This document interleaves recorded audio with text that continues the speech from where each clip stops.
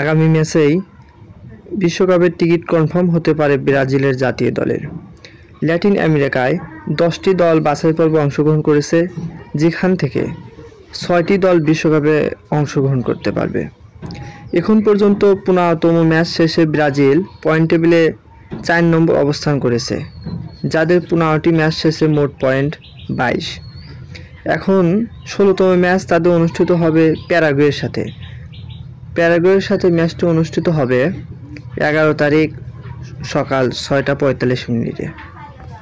এখন ব্রাজিল তাদের ঘরের মাঠে প্যারাগুয়েকে হারাতে পারলেই তাদের 2026 বিশ্বকাপের জন্য তারা টিকিট কনফার্ম করবে, কিন্তু শর্ত আছে মাত্র একটি। অন্যদিকে 18 পয়েন্ট নিয়ে পয়েন্ট টেবিলের সাথে অবস্থান করেছে ভেনেজুয়েলা।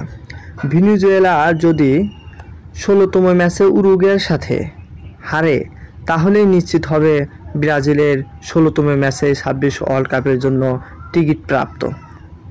কারণ ব্রাজিল যদি 16তম ম্যাচে প্যারাগুয়েকে হারাতে পারে, তাহলে ব্রাজিলের 16তম ম্যাচ শেষে পয়েন্ট চলে যাবে 25। অন্যদিকে আর তাদের মাত্র 2টি ম্যাচ বাকি থাকবে। সেই সাথে ভেনেজুয়েলা যদি উরুগুয়ের সাথে হারে, তাহলে তাদের পয়েন্ট 18ই থাকবে, আর ম্যাচ বাকি থাকবে মাত্র 2টি। পরবর্তীতে যদি ব্রাজিল ও 2টি ম্যাচ হারে, তারপরেও ব্রাজিলের পয়েন্ট থাকবে 25।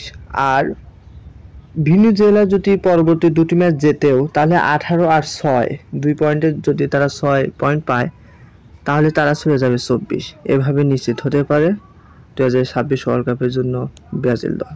ব্রাজিল এবং প্যারাগুয়ের ম্যাচটি অনুষ্ঠিত হবে ব্রাজিলের ঘরের মাঠে 11 তারিখ সকাল 6:45। স্কোয়াডে বেশ কিছু পরিবর্তন থাকবে ব্রাজিলের। প্রথমত, ব্রাজিলের সহকারী কোচ হিসাবে যোগ দেবেন কার্লো আনচেলত্তির ছেলে ডেভিড আনচেলত্তি। সেই সাথে ফরওয়ার্ডের বেশ কিছু পরিবর্তন হবে বলে আশা করা যায়। বিশেষ করে স্কোয়াডে ফিরেছেন রাফিনহা, সেই সাথে থাকতে পারেন অ্যান্টনির মতো খেলোয়াড়। ব্রাজিলের প্যারাগুয়ের সাথে ম্যাচটি জয়ের খুবই গুরুত্বপূর্ণ, কারণ আগামী ম্যাচে আমরা হয়তোবা দেখতে পাবো ব্রাজিল বিশ্বকাপের টিকিট প্রাপ্ত হয়েছে। শুভকামনা রইল 5বারের বিশ্ব চ্যাম্পিয়ন ব্রাজিলের প্রতি। ধন্যবাদ সবাইকে।